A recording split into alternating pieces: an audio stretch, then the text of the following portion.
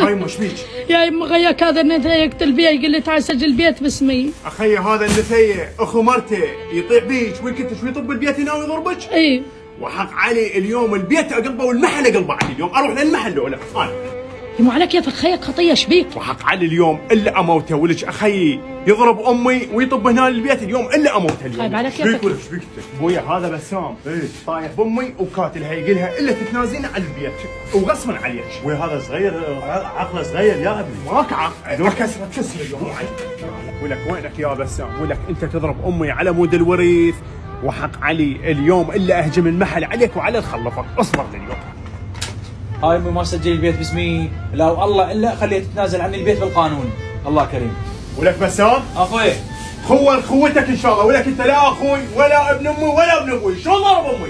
يا ولد سجل البيت باسمي. من طال حظك وحظ مرتك، هاي مرتك تدفعك. ولك انت تضرب امي وعلي اموته في هذا المحل اقطع عليك. اطلع من المحل يلا. وعلي لا توصل البيت، وعلي لا سجل باسمي. وعلي لا توصل البيت، وعلي انا اشوفك الوين. اسمع عليك سجل باسمي. اسمع ما عليك سجل باسمي. الله لا يوفق كل واحد هيك يعامل امه. اي والله بجاه ام البني.